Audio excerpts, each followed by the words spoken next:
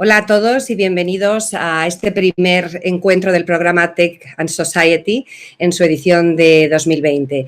Esta es la cuarta edición de esta iniciativa conjunta del Aspen Institute España y de Fundación Telefónica, una iniciativa que busca compartir, reflexión y debatir sobre las distintas maneras en las que los avances en tecnología digital están interactuando y provocando cambios en nuestras vidas cotidianas, nuestras vidas profesionales y múltiples cambios desde la política, la educación, la medicina, la economía, de alguna manera provocar una reflexión conjunta que genere casi más preguntas nuevas que respuestas.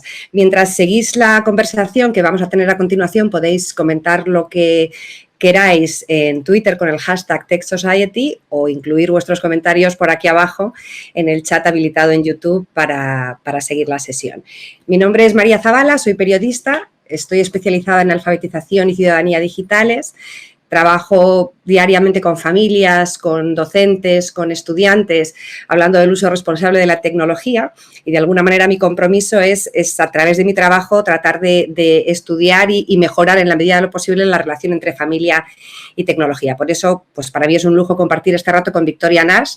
Victoria es subdirectora, profesora asociada y Senior Policy Fellow en el Oxford Internet Institute. Su trabajo tiene un foco fundamental sobre la convivencia entre menores y tecnología, con un interés fundamental, valga la redundancia, en las implicaciones que esa evidencia tiene a la hora de poder diseñar normativas futuras que permitan que el uso por parte de los menores de esa tecnología o de los padres de esos niños y adolescentes en torno a la tecnología puedan ser más seguras, ¿no? Ejemplos, políticas de verificación en la edad del usuario, revisión de riesgos online para menores, implicaciones del concepto de niño algorítmico o de los riesgos asociados al uso no controlado de los datos de menores. Victoria es además miembro del Consejo Británico para la Seguridad en Internet y miembro de la Junta Directiva de Coalición para una Economía Digital. Con todo ello, en su trabajo tiene la oportunidad de, con la evidencia científica que va ganando, poder impactar de forma real en las decisiones normativas que a su vez puedan afectar en positivo a nuestros hijos o estudiantes en su uso de la tecnología. Escuchando y hablando con Victoria, creo que vamos a poder analizar un mundo en el que el uso de la tecnología, el uso cotidiano de la tecnología, la evidencia científica, los titulares de las noticias, los intereses empresariales, las políticas públicas y la legislación van frecuentemente en la misma dirección si somos optimistas, pero no necesariamente van al mismo ritmo. Hello, Victoria. It's a pleasure to be with you today. How are you? I'm really well, thank you. It's a pleasure to be with you. Thank you so much for this invitation. We're very much used to hear that technology has changed the way we do everything, the way we work, we learn, we buy, we get information, the way we interact with each other. And of course, it has changed our family lives. What kind of things we do in the context of our family as adults and what kind of things our kids do in their daily lives. Technology has become a part of what it means to be a parent and what it means to be a child or a teenager. What are your views on this? So it is such a good observation, but I think we often forget that it's always been this way. So we tend to think of this claim as only applying to the internet. And actually, it was no less true in the era of television or radio, which are also both technologies, if you like, which really changed family life, as well as many other areas of life. In the context of the internet, though, I think we often observe that the internet, these technologies, they change our lives almost faster than any other sort of preceding information and communication technology, and I think that's true. I was reflecting just recently. I've been in my current role for 18 years. When I first started, you were really interested in what computers did in family life. And it was a computer. It would have been a family PC, often in the lounge. The advice was that you could parent by keeping an eye on your child, what they were doing, because it was held somewhere sort of centrally. And if I look at all the evolution that we've had in those 18 years, and not just the move to mobile devices, which are more private, the move to, pre-literate internet users, very young children, the move to social media, and now, screenless internet, it is really clear that it is transforming our family lives, I think, at quite a substantial rate. I think that for me, some of the most interesting changes have been, really brought into the light, perhaps, by our current circumstances. The very fact that under lockdown, we can continue to have some sort of, communication with remote family. the very fact that our children, some of our children, not all of them, have been able to go to school, the very fact that they can socialize, with their best friends online. It is remarkable really where we are, but you're quite right. It does continue to evolve and change, and our understanding of it therefore must evolve with it. But when we say that technology has changed everything, we seem to put the whole focus and the whole relevance on technology itself, and we just sort of ignore our own role as people who can decide. So what I mean with this is that a lot of different things have changed too in the last decades. Apart from technology, there have been social changes, many more moms who work outside the home, for instance, much bigger need for control among parents. We sort of need to guarantee the safety, not only online, but offline of our children. That seems to be equivalent to being a good parent, to keep your kids safe at all times and avoid all kind of dangers. But circumstances actually impact the way we do live. And we have the very relevant example now. Technology has not provoked the situation we're under right now. The circumstance has actually changed our family life. And then we have used, as you said, technology to help us go through. So maybe we should not just be talking all the time about how tech has changed our lives and family life, but how families are transitioning to a different sort of interaction with the world with technology as part of the bridges, right? I think that's entirely right. One of the first things we drill into many of our students is exactly this, that you must avoid what we would call technological determinism, the idea that technology change, new devices, new programs, that these somehow are responsible for all these societal changes. When you're, as you put it, the point is that the world changes at the same time as we're using technology, and actually those changes interact. I think there is a particular danger, though, sometimes, that one of the reasons why we're so keen to see these changes as wrought by technology alone is because then it also helps us think that perhaps technology can be the solution to some of those social problems. So, one of the things that our students wrestle with, for example, when we teach about digital era government and politics, is around this question about whether or not digital technologies have themselves reduced trust in government. Whether the sort of the proximity and the lack of mediation has somehow actually destroyed democracy rather than increased it. When, the reality is, as you said, you've got to look at all the other factors. So you've got to look at things like, the effect of a huge recession, rising unemployment, changing demographics, decreasing party loyalties. There are so many other factors that you can look at. So yeah, I think this is a risk. Sometimes we want to believe in technology making a single difference, so that we can think if you just got the technology right, you could solve that problem. So yeah, you've got to resist this thinking.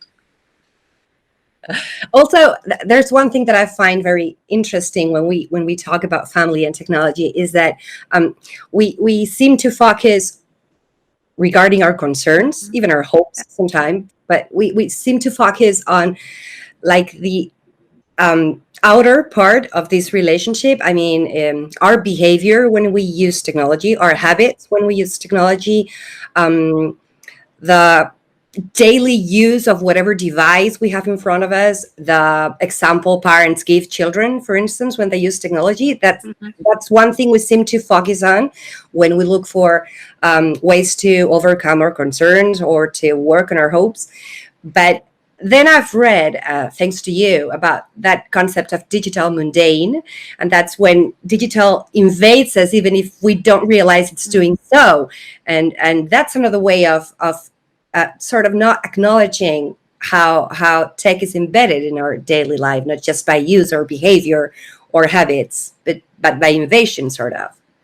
Yeah, that's right. We think about it in terms of technology domestication. It just becomes part of our ordinary daily habits, whether that be, for example, the way that we communicate amongst a family. You don't think about your device getting in the way of you talking to your husband or your child. It's just one of the tools that you use. I think that it is easy. The whole way sometimes that we focus on thinking about technology from a policy perspective assumes that it's somehow very conscious and it's very voluntary and it's very deliberate. And I think that, if you forget that actually it is a mundane element of our life, it is automatic, it is unconsidered, it is largely thoughtlessly used. If you fail to recognize that, then again, you're going to sort of, make poor policy decisions. You're going to design interventions inappropriately and so on. And I think this is nowhere more important actually than in parenting. And for me, one of my favorite examples of this is, for all this focus on, how much screen time, for example, is bad. Now we can talk about why that's an unhelpful way of framing the debate maybe in a minute. For all that focus on why screen time is bad, what we often very fail to look at is how parents are using their phones whilst in the company of their children. So again, it's just automatic, it's compulsive. You're sitting there with your child in front of you, telling them not to spend too long, on a game, whilst yourself being embedded in your own, screen. So yeah, I think you have to say you're quite unusual. I haven't heard that pointed out very frequently, so I think that's a really good observation to make. But it surprises me because we keep on arguing about the things we shouldn't do. Again, I'm talking about parenting, about raising children, about being a family in the 21st century in which we're surrounded by technology. We're focusing the whole time on what we shouldn't do. And we're telling parents what they shouldn't do. And then parents are telling their children what they shouldn't do, what kind of things they have to avoid. But we're not talking about what should we do? What should we encourage our children to do? What should we tell our children? This is what you should do when it comes to your digital life. Like when I work with parents, they always think of everything they don't want to happen. They don't want dangers online. They don't want a too frequent use, a very large screen time amount to endanger their children's health. They don't want to have their kids distracted. They don't want addiction. They don't want grooming and sexting and phishing and, fake news if they have teenagers, right? But they don't know what they do want. And you can't just want a non-digital life for your children at all. I mean, maybe with toddlers and babies, of course, not an active digital life, but you can't just look. So we're going to this panic on the media and then again in society. We keep raising our children on the what not to do and what to avoid instead of the what to do. And putting together those two observations, so the one that you made before and this lack of focus on what we should do, I think for me, that's one of the ways of observing that particular failure to think about things properly is the fact that we still distinguish in most of our advice between online and offline, for example, which makes so little sense, really. A colleague of mine talks about, I think it's On Life, for example, as being more realistic, that it's very hard to think of any activity that I would conduct or most people conduct on a daily basis which doesn't have some element of being connected to the internet at some point. So there's no distinction between online and offline. So you can't say, do this when you're online, for example, and when you're offline, that's when you're going to be healthy and well and flourishing. Right, and this has happened during lockdown. The whole message of if you don't want your children or yourself to be in front of a screen wasting your time, because it seems that technology is always a synonym of wasting your time. Or being endangered, then you go outside to the nature and enjoy the fresh air and have your kids, ride a bike or play with a ball, and then you have a lockdown and you can't do that. And then you go to the following step, which is blame among parents, because you just can't avoid that there's going to be leisure through a screen, there's going to be human interaction through a screen, there's going to be study through a screen, and there's going to be information through a screen. I really wish that we focused our attention much less on what's required to keep children safe, particularly safe online, and instead focus on how do we help children flourish in a digital age. Because maybe we're raising the new generations and even sort of judging ourselves based on viral headlines instead of the evidence. Yeah, I think that's exactly right. I mean, there have always been moral panics about technology, but many, many more of them around the internet. But, as you said, what those tell you is what not to do, what the worst excesses might be. They give you no guidance whatsoever as to how to help your child live a healthy, satisfying, positive life that involves digital technologies. And I think that's two things, actually. I think it's partly a failure of imagination, particularly maybe on the part of media and policymakers for whom these headlines are helpful. They help people buy papers, they help get re-elected. But actually, I also think there's a research gap here. we've spent far more time devoting resources to what online dangers might look like, as opposed to thinking about, well, what is the sort of the best way to use technology to, you know, develop your autonomy, to develop your personality as a teenager, to express yourself. These are topics that don't get nearly enough academic focus, let alone policy focus. Right, and then even it's very hard to access evidence, scientific evidence. If you're a parent in your house, if you don't see it in the media, it's very hard to go look for it and, you know, decide what you're going to believe. But the truth is that when reports come out or studies come out and they occupy headlines, it's very difficult to know what to believe and what to do when you read something, because Mondays you read, there's a study saying that Fortnite is like the new heroin of the century, but then you read another conclusion of a study that says that video games help develop the children's like spatial intelligence, or then you listen to news about social media worsening like the emotional welfare of teenagers, but then you read that that's not the case.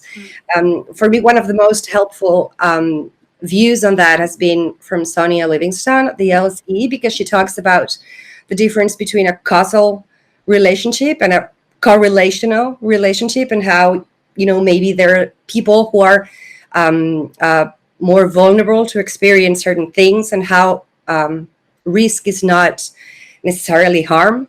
But it's very difficult for normal people to access evidence. No, I think that's true. And the reality of it also is that often these are very complicated causal stories anyway. So, you know, context matters a great deal. So, for example, you know, what might prove harmful for a particular vulnerable child in a particular situation, you know, may leave another child completely nonplussed and unaffected. So, even when you do look at the research, it's not the case that it always draws, you know, very clear findings. So it is very hard to be a parent. Having said that, though, I do think that there are areas where we could see our public bodies showing a bit more leadership, perhaps around dialing down the rhetoric and the panic. And a good example actually would be something like screen time. So, you know, one of my colleagues, Annie Shabilsky, does a great deal of work looking at large data sets and large studies around the effects of screen time, for example, on child well-being. And, you know, the findings increasingly seem to be that actually there is almost no correlation between just a blunt measure of screen time and how, you know, your level of mental well-being. But actually, if you look at public health bodies, you know, in some countries, they still continue to maintain safe levels of screen time for children of different ages, despite the fact there is no real clear evidence base. So yeah, I think public bodies need to step up a bit more and give better guidance too.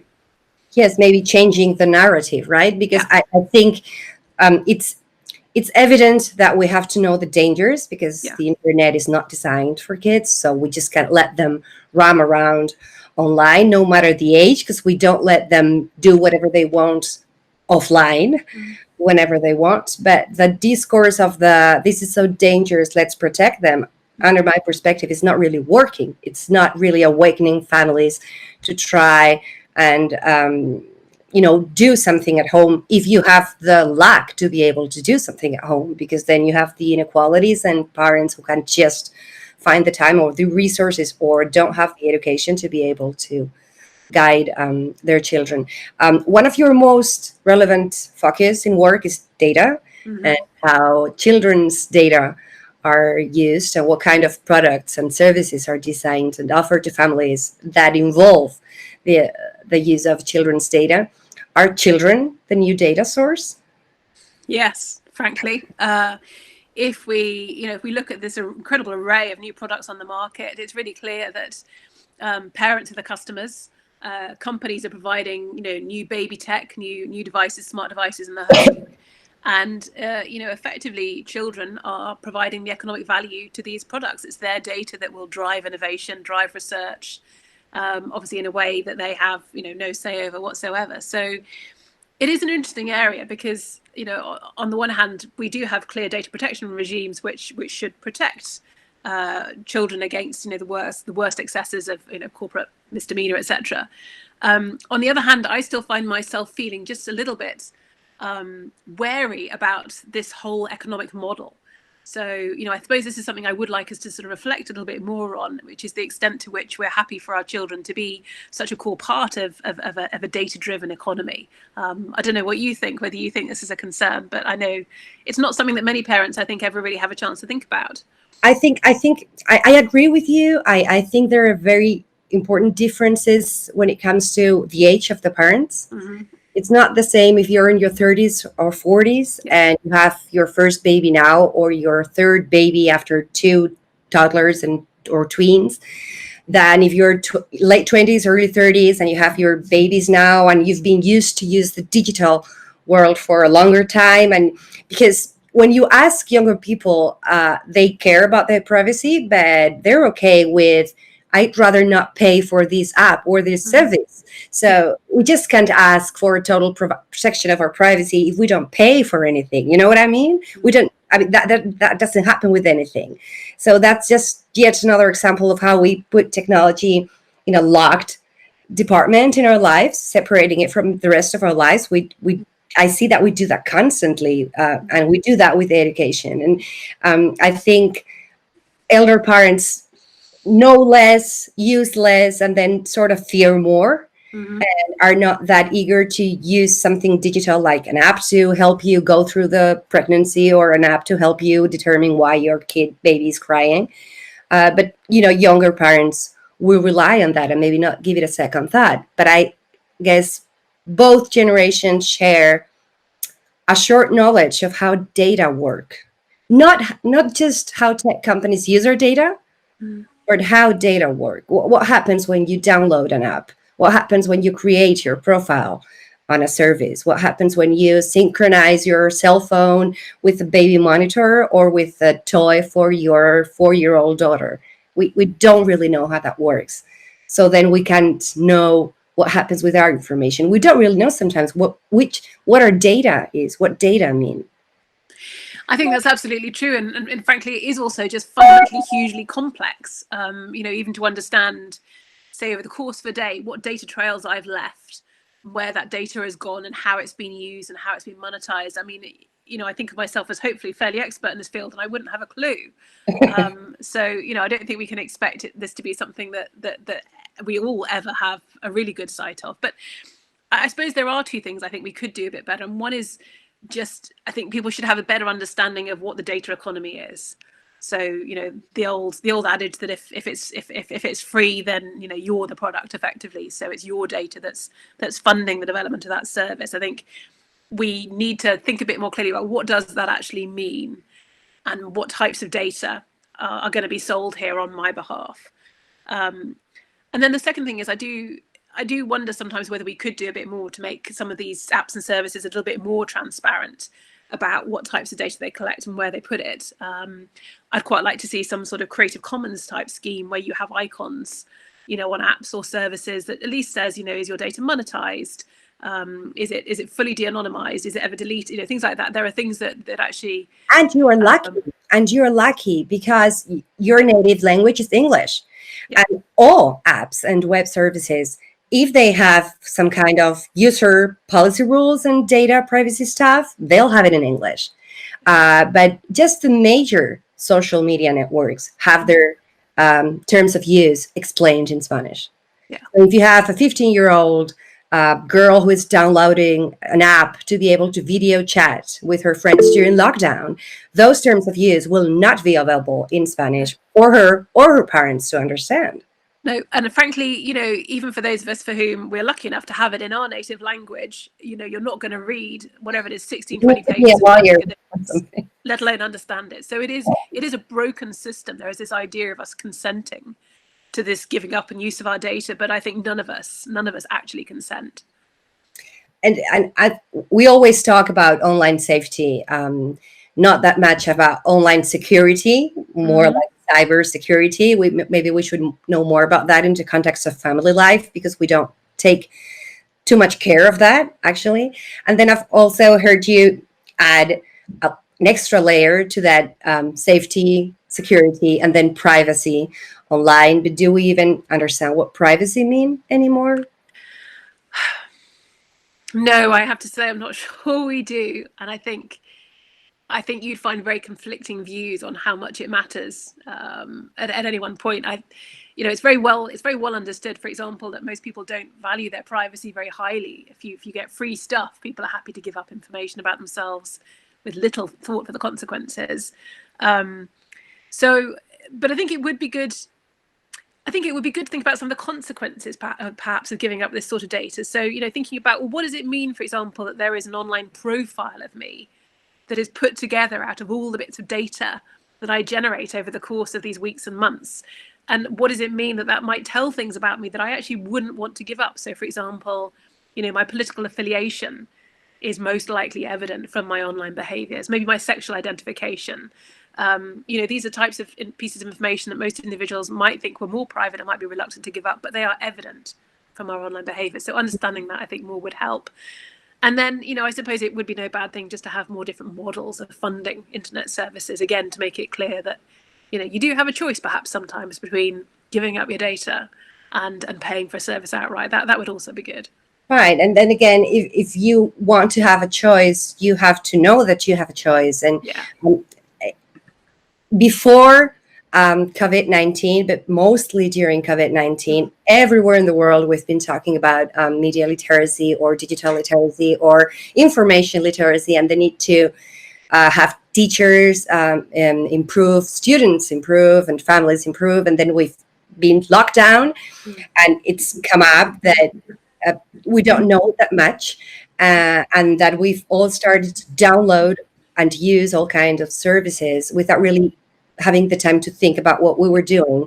But maybe we should stop and think, how could we build from this? Would it really help if, instead of just focusing on literacy regarding avoiding online dangers or knowing how to build strong passwords, if we worked on literacy regarding privacy and data use and the interaction of information online?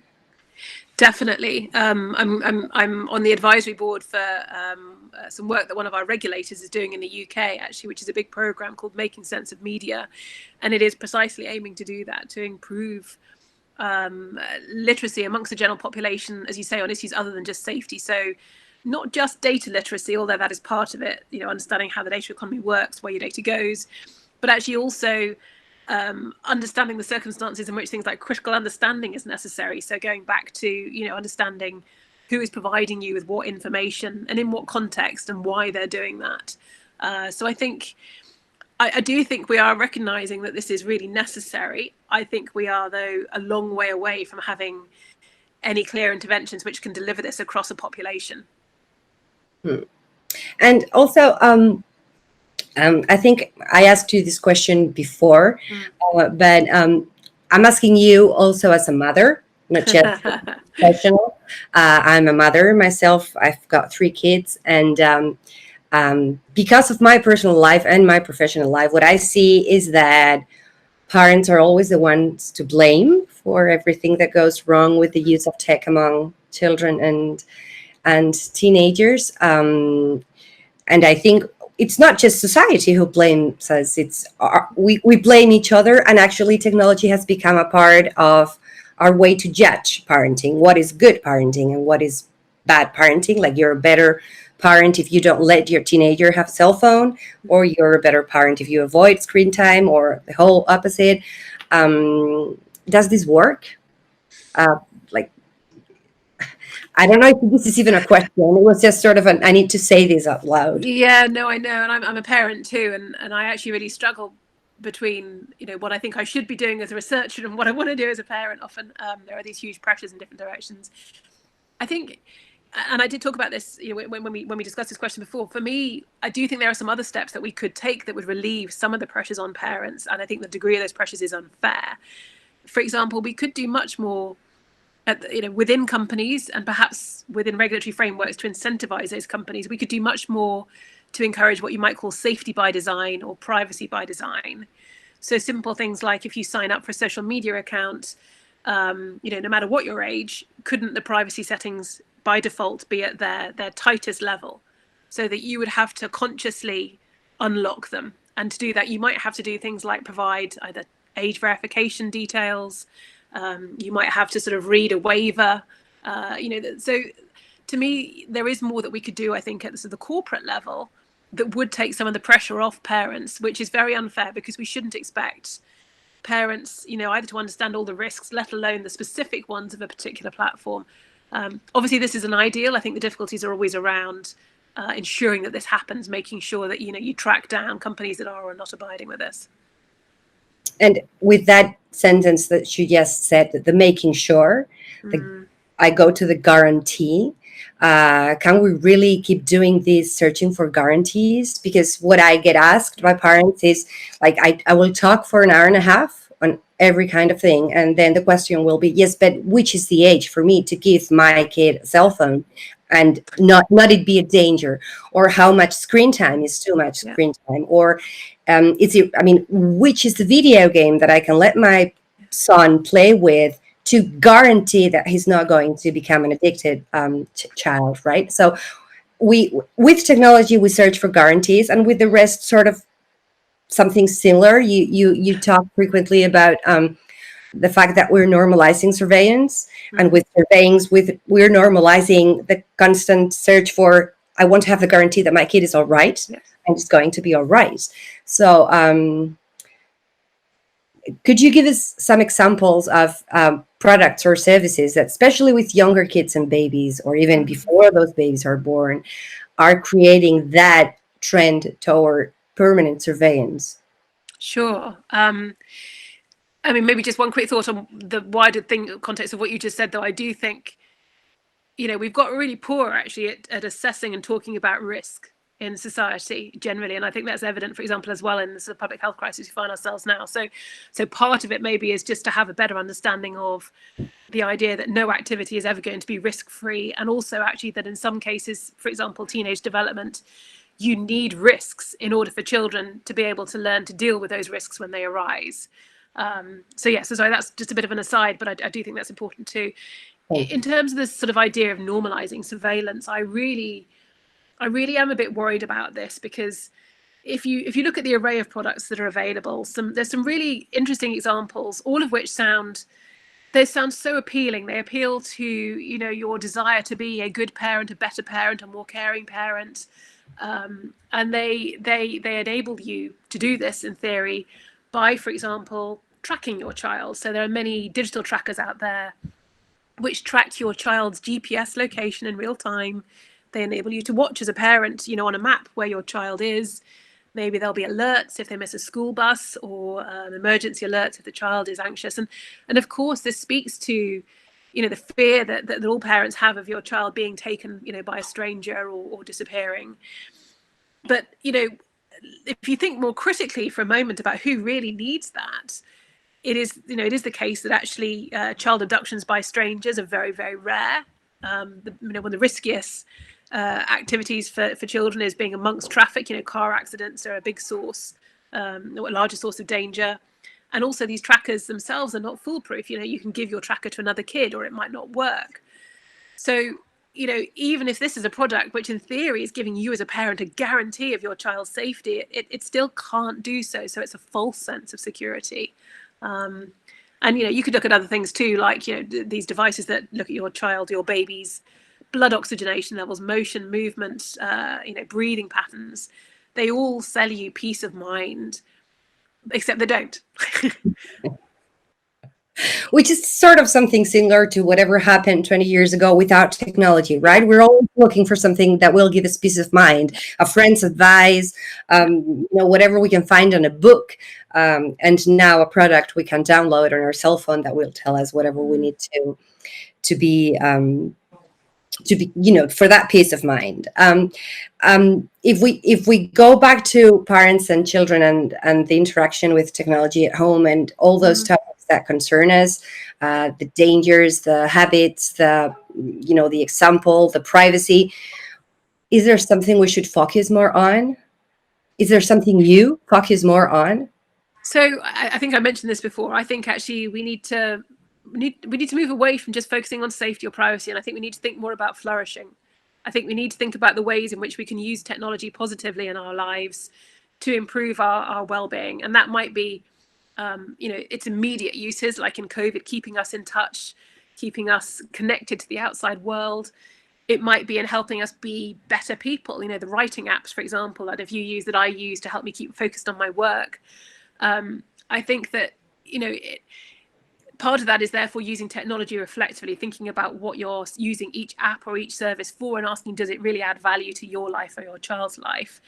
But it also requires more of those app or service developers, that they are thinking about, consumers' best interests, as opposed to merely, what's going to make them the biggest dollar amount.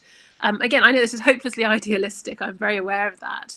But I just think insofar as if you only focus on safety or if you only focus on privacy, you never ask, what more could it be? How could I make this, how could I make the best of myself? And given that our world is inherently digital now, if you're not asking those broader questions, if you're always seeing technology as something to be feared, then I think we are going to miss its true potential. We're going to be too busy looking the other way. I completely agree with you. I think maybe it's idealistic, but I think it's doable, and it's especially a bit easier if we stop comparing our childhood to the childhood that children have, because our childhood is no longer there, and try to understand their needs and the world they see around them and why they want some things, and then also take into account which are our decisions and why do we decide to introduce whatever technology in the home and in their lives, and be coherent about that, and to only introduce something if you know what it is and how it works and how it will affect your family and your children, right? Yeah, I think, and actually, Sonny Livingston obviously is incredibly wise, and there's another point of hers that I always really liked, which she said that, you should look at the opportunity cost of technologies, and I think it works both ways. So, on the one hand, we tend to think of it as being about, well, if you're looking at your phone, what are you not doing instead? But, during COVID, for goodness sake, we look at our children and their gaming, their video games.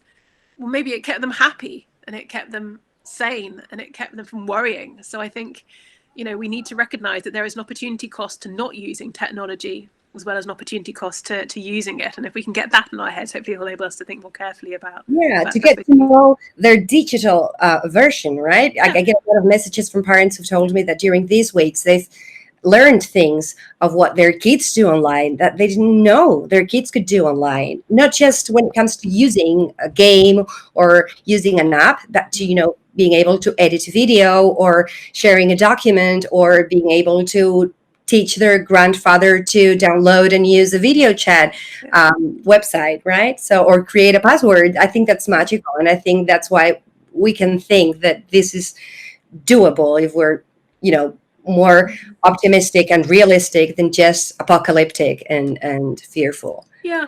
I mean, if we reflect back on our childhoods, I don't know how old you are. I'm in my late 40s. And when I think back about my childhood, some of the sort of magical moments actually involve things like the television, for example. I reflect on the programs that I watched, the conversations I had with my friends about them, the activities it encouraged me to take part in. And yet, at the time, that was seen as a technology that would rot children's brains and, turn them away from their books, for example. So you're right. If we can stop thinking in terms of nostalgia for our own childhood and look at the opportunities that our current children's environment offers them, I think will serve them much better. Well, thank you, Victoria. Hasta aquí esta conversación hablando sobre tecnología y familia. Hay mucho ruido, mucha infoxicación, mucha confusión, que a veces nos lleva a tener tantas preocupaciones que lo único que pensamos que podemos hacer es prohibir, o que nos llevan a una ingenuidad constante que nos provocan generar una barra libre de tecnología en nuestras casas, ¿no? Entre todas estas palabras que tienen que ver con la vida digital de nuestros hijos desde que son pequeñitos hasta que echan las alas y vuelan, hay muchos conceptos que nos hacen preocuparnos, desde los más negativos, hablábamos de sharenting, de sexting, de grooming, de ciberbullying, de pornografía en internet, de tiempo de pantalla, de distracción, aislamiento. Y luego, por otra parte, nos inundan esos mensajes que tienen que ver con que la tecnología forma parte del futuro, el Internet de las cosas, IoT, la inteligencia artificial, los empleos que nuestros hijos van a desempeñar y que tendrán que saber hacerlos relacionándose con la tecnología, la privacidad, la protección de nuestros datos. Al final, es cierto que la tecnología se ha convertido en un miembro más de nuestras familias para bien o para mal, y quizá lo que las familias necesitamos es, por una parte, más evidencia científica y que sea más accesible, Más información contrastada, más compañías comprometidas con la protección de la infancia, más políticas públicas que sean eficaces, y un poco más de convivencia desde la comprensión. Nos queda mucho camino por recorrer, pero como decíamos Victoria y yo, es posible si tratamos de hacerlo desde la información y desde el realismo y no desde la ingenuidad o desde la visión más apocalíptica. Así que os emplazo a todos a tocar este tema en casa, a hablarlo con vuestros hijos, a hablarlo en familia y normalizar todo este mundo de la tecnología, incorporarlo en el resto de la educación que damos a nuestros hijos. Gracias, Victoria. Thank you, Victoria, for sharing your time with us. Gracias a Fundación Telefónica y al Aspen Institute Spain por organizar el ciclo Tech Society y abrir espacios para este tipo de reflexiones. Y gracias a los que habéis seguido esta conversación a través de Internet. Cuidaos todos mucho y hasta pronto. Thank you very much. It's been such a pleasure. I've really enjoyed talking to you. Thank you.